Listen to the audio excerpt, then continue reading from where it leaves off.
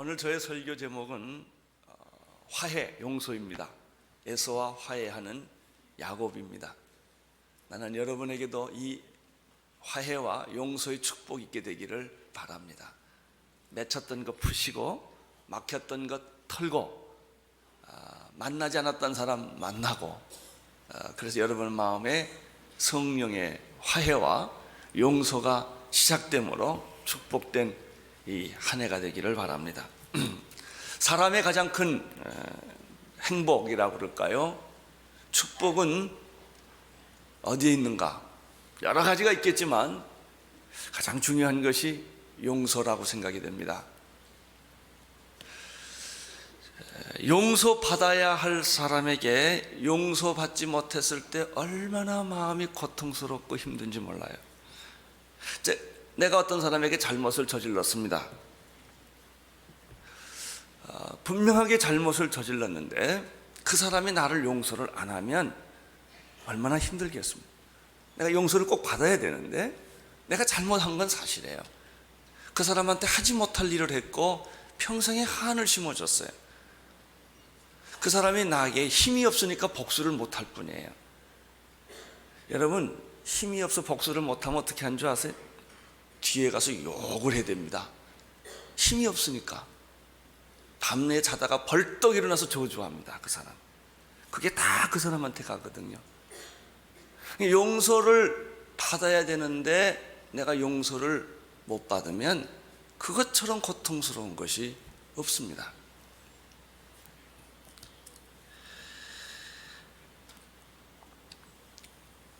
그 사람이 나에게 복수의 칼을 갈고 있습니다.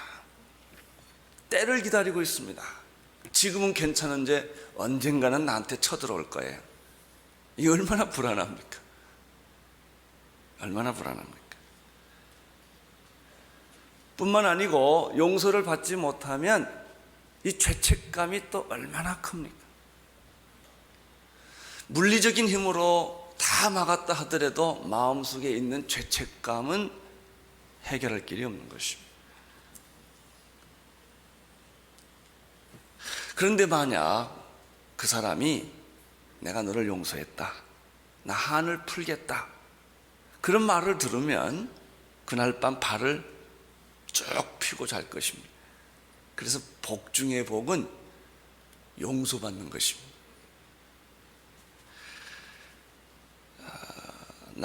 용서를 내가 꼭 받아야 하는 사람에게 용서를 받는 것입니다.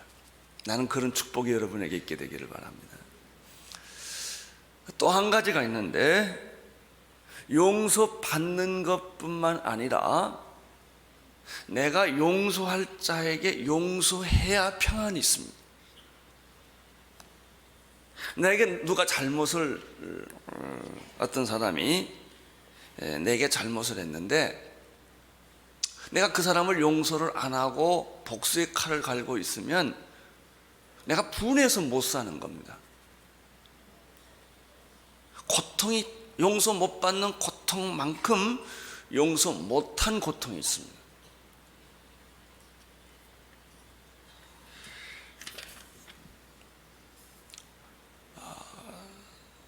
용서를 못하면 원한이 생깁니다. 분노가 생깁니다. 이 분노라고 하는 것은 다른 사람에게 그 원한과 분노가 가기 전에 그 분노가 자기를 해치는 것입니다. 그래서 고통스럽습니다.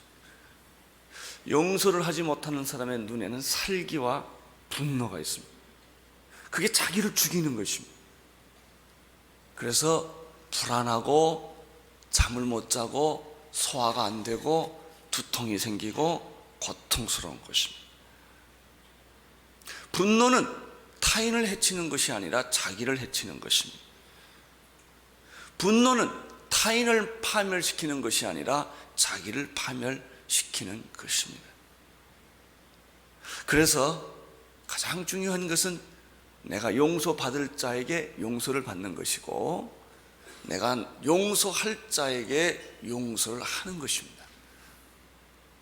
예수님께서도 이 비슷한 말씀을 참 많이 하셨습니다. 마태복음 5장 23절 24절에서 그러므로 예물을 제단에 드리다가 거기서 내 형제에게 원망을 들을 만한 일이 있는 줄 생각나거든 예배 보는 게 중요하지 않다. 찬송가 부르고 기도하는 거 이거 다 하지 말고 빨리 예배 보다가 도중에 나가서 내 형제에게 전화하고 그 형제와 화해를 하는 게 더 중요하다, 이렇게 예수님 말씀하셨어요. 그런데요, 제가 목사가 되고 지금까지 예배 도중에 나간 사람 하나도 못 봤습니다. 우리는 용서하지 않는 채 예배 드리는 거예요. 우리는 용서받지 못한 채 계속 하나님께 예배를 드리는 거예요. 그런 예배를 나는 안 받겠다, 하나님이 그러셨습니다. 그런 예배는 안 받겠다. 마태복음 6장 14절 15절에도 예수님이 이렇게 말씀하셨습니다. 너희가 사람의 과실을 용서하면 너희 천부께서도 너희 과실을 용서하시려니와 너희가 사람의 과실을 용서하지 아니하면 너희 아버지께서도 너희 과실을 용서하지 않으실 것이다. 구원의 결과란 용서를 받는 일이요, 용서하는 것입니다. 제일 먼저는 우리가 하나님께 용서를 받는 것이요, 용서를 받은 사람은 꼭 다른 사람을 용서하게 되어 있습니다. 당신이 다른 사람을 용서하지 못하는 까닭은 누구에겐가 용서를 받지 못했기 때문입니다. 야곱은 용서를 받지 못하는 고통과 갈등과 두려움으로 20년을 지냈습니다.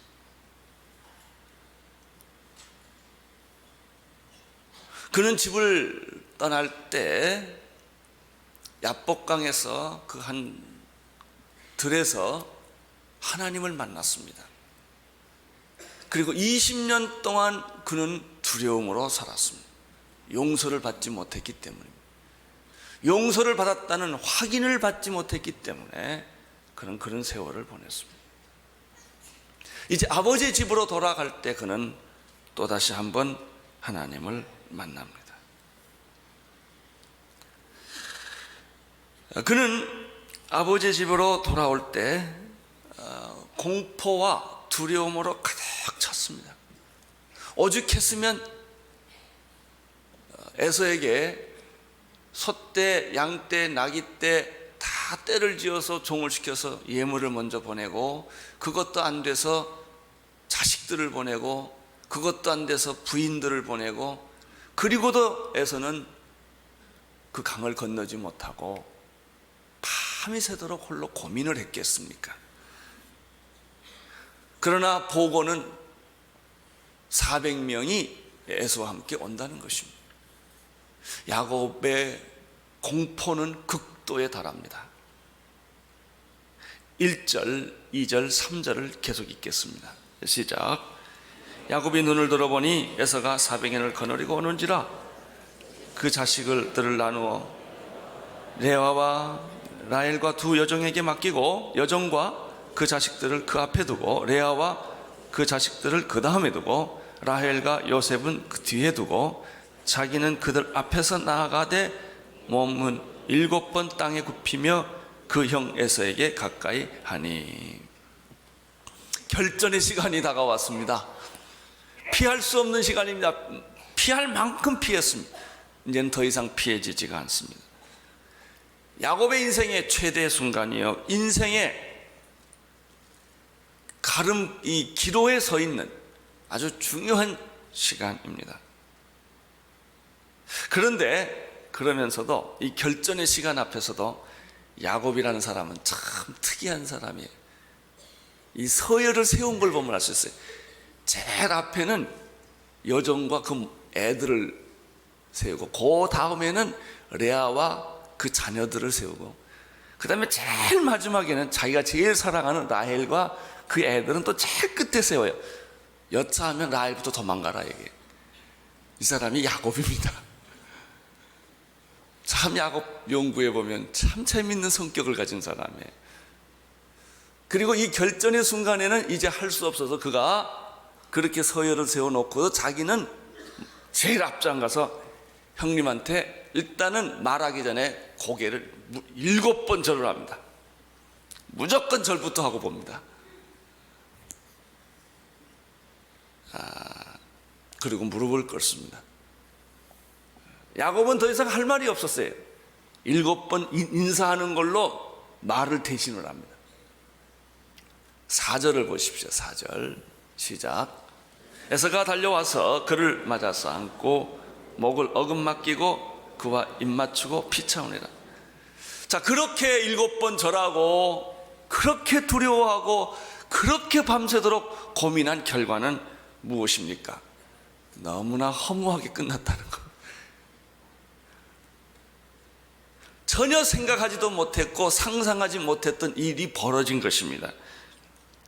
분노하는 에서도 없고 소리 지르는 에서도 없고 야단치는 에서도 없고 따지는 에서도 전혀 없습니다.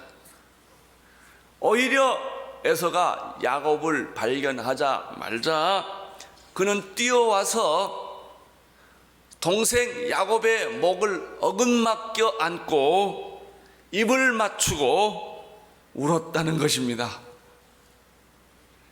야곱이 얼마나 기운이 빠지겠습니까?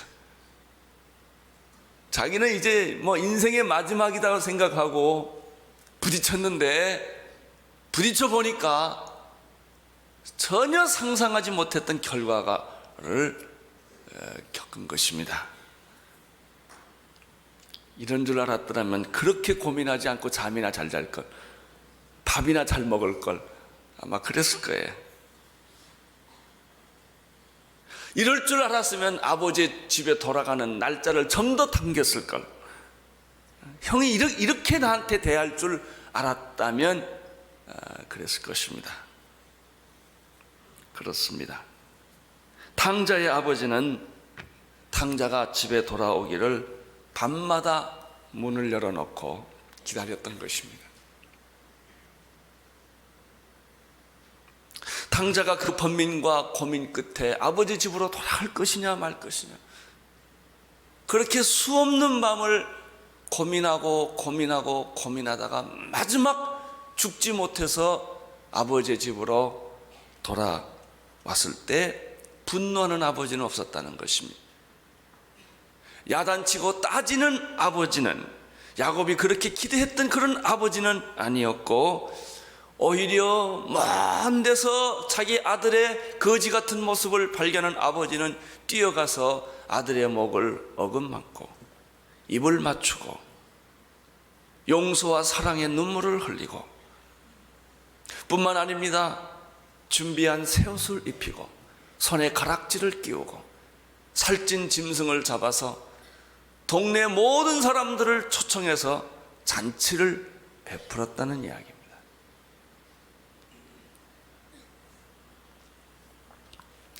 그분이 우리 하나님이십니다. 죄인을 용서하실 때 우리 하나님은 분노의 얼굴을 하시거나 따지시거나 여러분을 야단치지 않으시는 하나님을 발견하시기를 바랍니다. 우리는 하나님에 대한 일말의 불안이 있습니다. 하나님이 좋으면서도 내 인생이 너무나 하나님과 멀리 떨어져 살아 있었기 때문에 하나님이 원하지 않는 삶을 살아왔기 때문에 하나님이 좋으면서도 하나님을 만나면 어쩌나, 하나님 만나면 어쩌나, 혹시 하나님이 나를 야단치는 것은 아닐까, 이런 일말의 불안이 있습니다. 누구든지 주의 이름을 부르는 자는 구원을 얻으리라. 누구든지 하나님께 돌아오는 자는 하나님이 천국문을 여시고 천국 잔치를 베푸시고 여러분을 환영하는 줄로 믿습니다.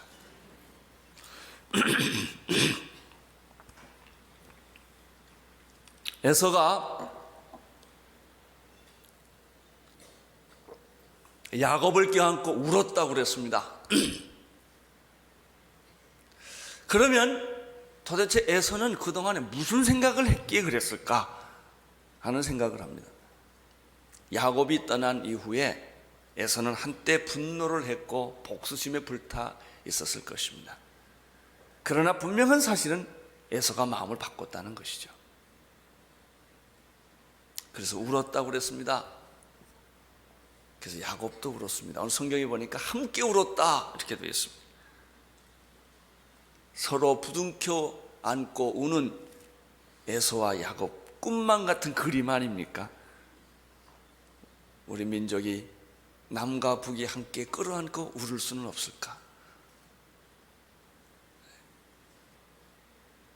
서로 용서 못하는 사람들이 서로 껴안고 우는 그런 감동적인 장면은 우리에게는 없는 것일까? 여기서 우리가 하나 아는 것이 있습니다. 진정한 용서에는 눈물이 있다. 진정한 화해에도 눈물이 있다. 진정한 구원에는 눈물이 있다. 5절을 보십시오. 5절 시작. 에서가 눈을 들어 여인과 자식들을 보고 묻되 너와 함께한 이들은 누구냐? 야곱이 가로되 하나님이 주신 종에게 은혜를 주신 자식이니다. 야곱이 아버지 집을 떠날 때는 혈연 단신이었습니다. 그런데 20년의 세월이 지나놓고 보니까 4명의 부인에다가 12명의 자녀에다가 수많은 종에다가 가축대들이 많이 있었다는 것이죠. 그래서 에서는 질문합니다. 여기 있는 여인들과 아이들이 누구냐고 질문합니다. 야곱은 이렇게 대답합니다. 지난 20년 동안 그 기막힌 세월 속에서도 하나님이 주의 종에게 베푸신 은혜의 선물입니다. 그래. 은총의 선물입니다. 이 자녀들. 여기서 여러분 깨닫는 게 없어요. 기막힌 고통과 저주의 시간에도 하나님은 은혜를 베풀어 주신다는 거예요. 고통의 세월, 감옥소에 들어가 있는 세월, 병들어 있는 세월, 억울함을 당하고 있는 세월에도 하나님은 무언가 하신다는 거예요. 돌이켜보면 그것은 나의 성장이었고, 고통은 성장이었고, 그렇게 저주스러운 삶이었던 것 같은데 돌이켜보면 자식들도 있었고 아내도 있었고 재산도 주셨던 그 하나님의 은혜를 여기서 보게 되는 것입니다. 하나님은 굶지 않게 하셨고 얼어 죽지 않게 하셨고 하나님은 보호해 주셨다는 것이죠. 그래서 야곱이 말합니다. 그 20년 세월 동안 나는 지옥을 살았지만 하나님은 은혜를 베풀어 주셨습니다. 6절, 7절, 8절을 보십시오. 시작. 그때 여종들이 그 자식들과 더불어 나와 절하고 레아도 그 자식과 더불어 나와 절하고 그 후에 요셉과 라헬로 더불어 나와 절하니 에서가 또 가로되 나의 만난 바 이 모든 때는 무슨 까닭이냐? 야곱이 가로되 내 주께서 은혜를 입으려 함이니이다. 두 번째 질문합니다. 이제 여인들도 레아도 라헬도 그 자식 다 이제 형님에게 이제 에서에게 절하고 인사를 처음으로 합니다. 에서는 또 질문합니다.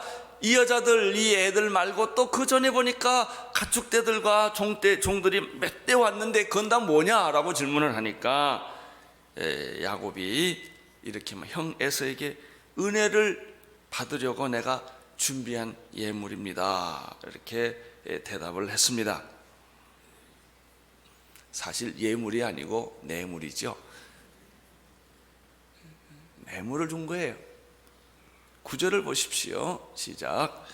에서가 가로되 내 동생아 내게 있는 것이 족하니 내 소유는 내게 커더라.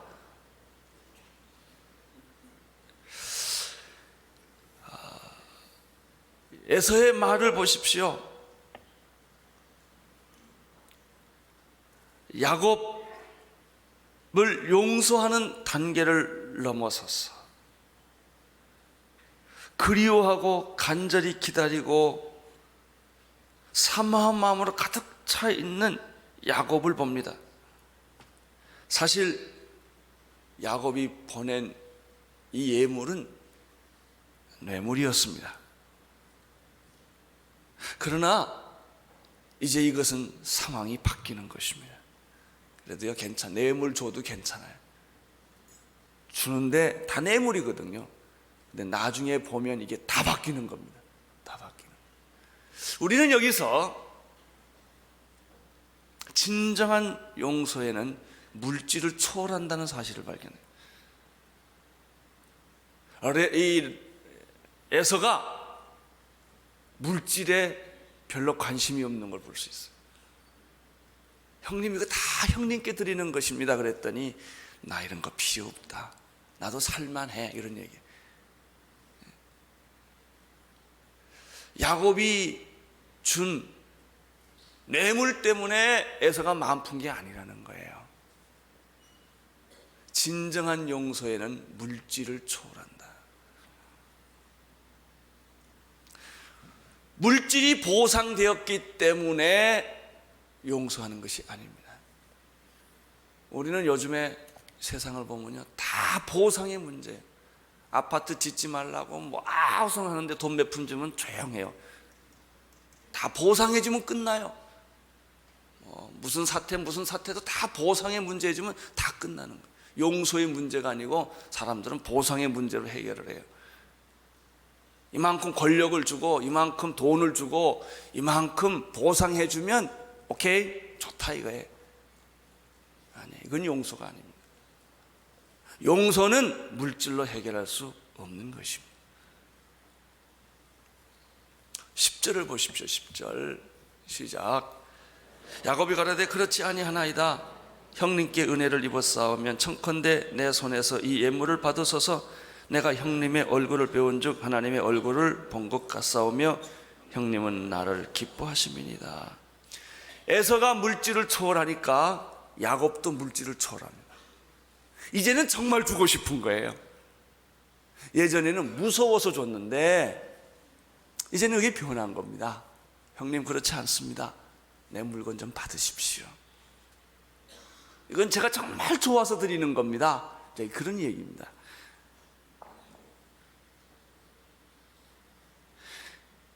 에서의 용서를 받고 난 야곱은 그 물질이 뇌물이 아니라 감사 헌금이 된 것입니다.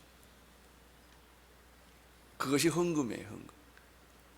여러분이 교회 드리는 헌금, 선교 헌금, 11조 헌금, 감사 헌금은 억지로 헌금 안 내면 하나님이 내 돈 다 뺏어갈까, 내 삶 망하지, 그러니까 헌금하는 게 아니고, 내가 헌금 안 하면 우리 자식들 다 병들지 이래서 무서워서 헌금하는 게 아니고, 너무 은혜에 감격해서 다 주고 싶은 거예요.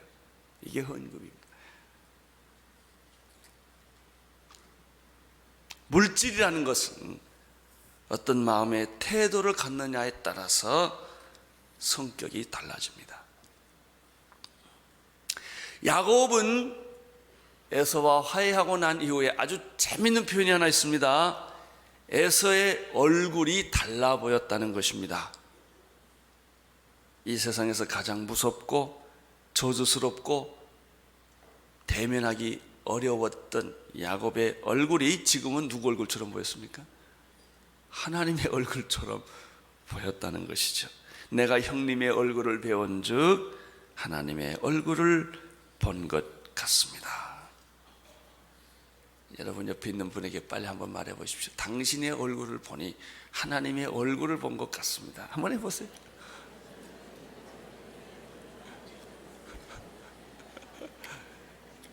이 왼수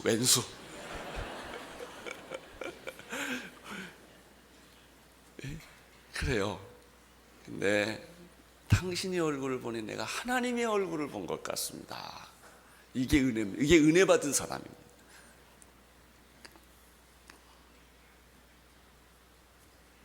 무섭던 하나님이 사랑의 하나님으로 보이기 시작하고, 멀리 계시던 하나님이 가까이 계신 하나님으로 느껴지기 시작을 하고, 침묵하던 하나님이 말씀하는 하나님으로 보여지기 시작을 하고, 숨어있던 하나님이 드러난 하나님으로 보이기 시작합니다.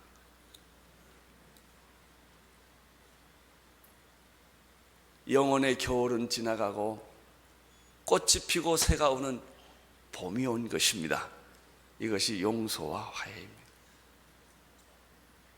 용서하면 봄이 옵니다. 화해하면 내 마음에 새가 옵니다. 꽃이 핍니다. 그렇게 메말랐던 대지 위에는 새싹이 돋는 것입니다. 이것이 용서요 화해입니다.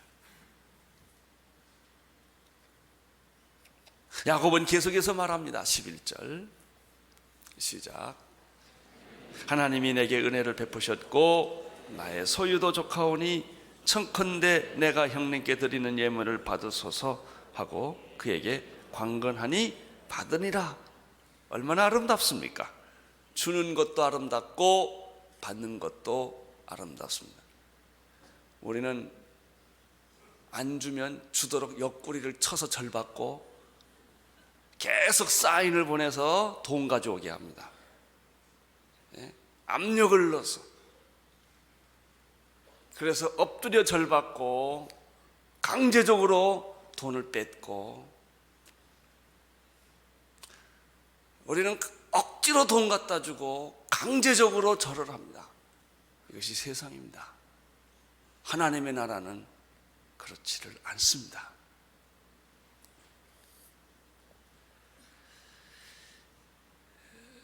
야곱이 이렇게 말합니다. 이것은 은혜의 보답입니다. 나는 내 소유가 만족합니다. 이 만족할까요? 소유란 만족하는 법이 없는 게 소유입니다. 물질이란 만족함이 없는 게 물질입니다. 여러분, 돈을 원하는 것만큼 벌면 만족할까요? 천만의 말씀.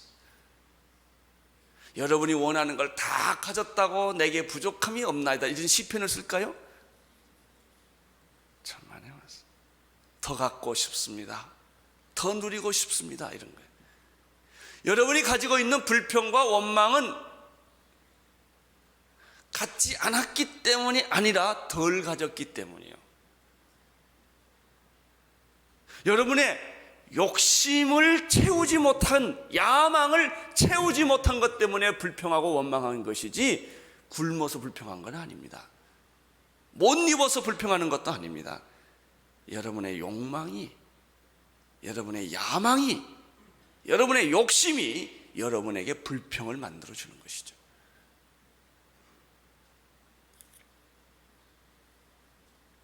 일반적으로 많이 가진 사람은 더 갖게 되기를 원하고 자신이 풍족하고 더 이상 필요 없다고 말하지 않습니다. 나는 더 가져야 하고 더 누려야 하고 나는 더 많은 사람을 지배해야 된다라고 생각합니다. 저 높은 곳을 향하여 날마다 올라가죠. 난 널 지배해야 된다. 난 널 이 정도 권력 가지고는 양이 차지 않는다.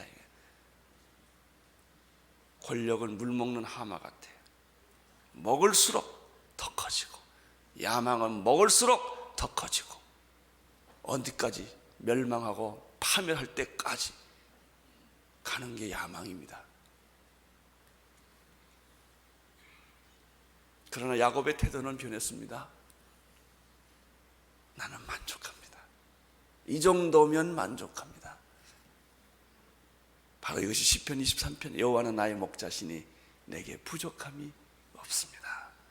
나는 여러분의 삶에 부족함이 없는 축복 있게 되기를 바랍니다. 새빵살이도 만족합니다. 나는 이 직장을 만족합니다. 나는 이 지위를 만족합니다.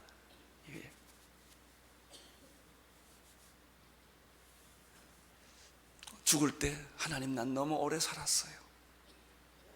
나는 이제는 만족하게 죽습니다. 죽을 때 꼭 그렇게 죽게 되기를 축원합니다. 30살에 죽어도 그렇게 죽으세요. 30살 살아도 30살, 33살까지만 살면 돼요. 이만큼 산 것은 내게 만족이었습니다. 내게 은혜였습니다. 나는 더 이상 바라는 것이 없습니다. 12절을 보십시오. 시작. 에서가 가로되 우리가 떠나가자. 내가 너의 앞잡이가. 자, 세상이 이렇게 변할 수가 있습니까? 에서가 말합니다. 난 네 앞잡이가 되주겠다. 난 널 좀 도와주겠다. 너는 여기에 생소하지 않느냐?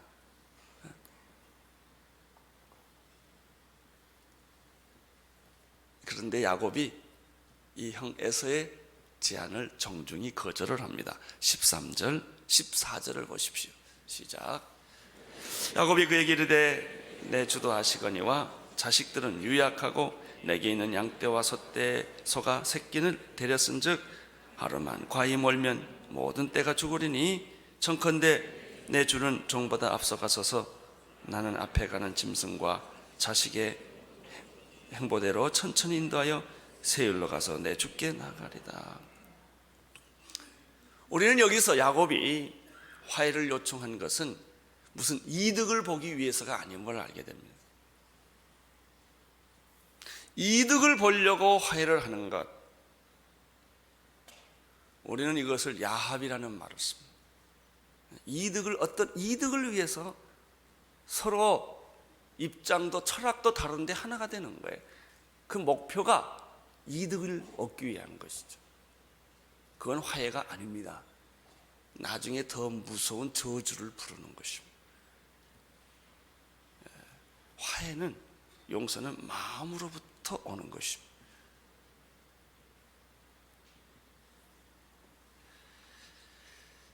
야곱은 에서에게 내가 당신에게 혜택을 받으려고 그런 것이 아닙니다. 내가 세일로 가는데 나대로 가게 해 주십시오. 내 수준에 맞게. 여러분, 다른 사람 수준으로 살지 마세요. 다 자기 수준대로 사세요. 부자 수준 따라가다 보면 빚 많이 지고요. 그렇습니다. 그저 자기 수준대로 사십시오. 자기 형편대로 행복이 있습니다. 이걸 가리켜 지족하는 마음이라고 말합니다. 내게 주신 은혜가 족하도다.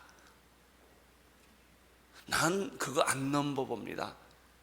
야망이라는 것은 하나님을 위한 야망인 것뿐이에요.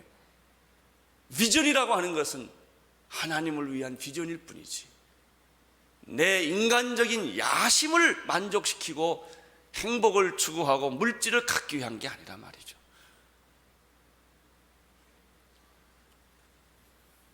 에서는 계속해서 호의를 베풉니다. 내가 그러면 종 몇 사람이라도 너에게 붙여줘서 너를 돕겠다. 에서가 이렇게 말합니다. 15절, 16절, 17절을 보십시오. 시작. 에서가 가로되 내가 내 종자 수인을 내게 머물리라. 야곱이 가로되 어찌하여 그리하나이?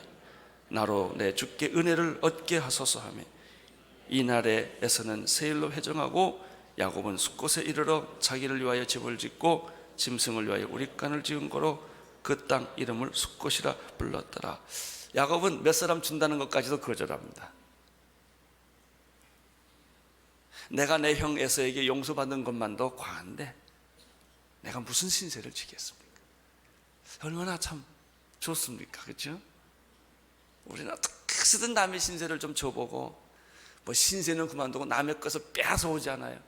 안 주겠다는 걸 그냥 옆구리 찔러가지고 눈물 빼게 해서 가져오게 하잖아요. 근데 야곱은 그러잖아요. No thank you. 내가 부족하고 힘들지만 그저 내 나름대로 그냥 살아보겠습니다. 이게 아름다운 것입니다.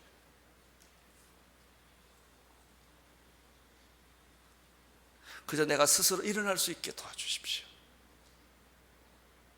그리고 제일 먼저 숫곳이라는 곳에다가 정착을 합니다.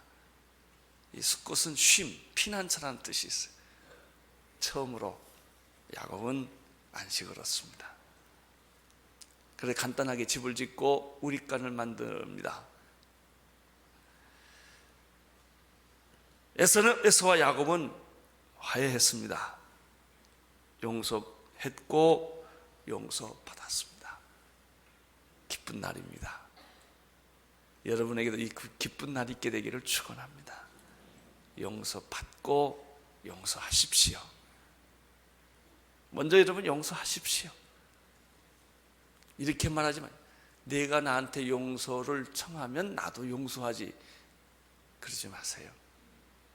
먼저 용서를 베푸십시오. 화해를 베푸십시오.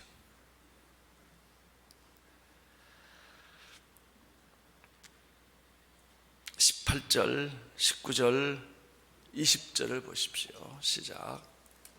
야곱이 밧단 아람에서부터 평안히 가나안 땅 세겜성에 이르러 그 성 앞에 장막을 치고 그 장막 친 밭을 세겜의 아비 하몰의 아들들의 손에서 은 100개를 사고 거기에 단을 쌓고 그 이름을 엘로헤 이스라엘이라 하였더라. 숫곳에서 이제 세겜으로 가고 세겜 땅에서 그는 하몰의 아들들에서 은 100개를 주고 약간의 땅을 삽니다. 이게 무슨 말일까요? 약간의 땅을 샀다. 아직 완전히 산 건 아니에요. 야곱이 믿음이 생겼다는 말이에요. 이 땅을 하나님이 내게 주었다라는 약속을 믿기 시작했다는 말. 믿으니까 땅을 조금씩 안 믿으면 안 사죠. 여러분은 약속의 땅에 투자하십시오. 이거를 사세요. 이거를 땅을 은 100개 주고 산 것 같이 그걸 사세요.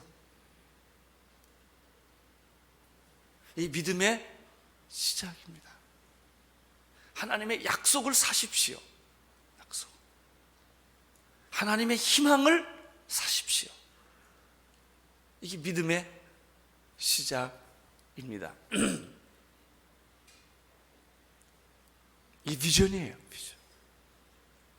에이, 그때 가봐야 알지. 나는 믿음 아니에요.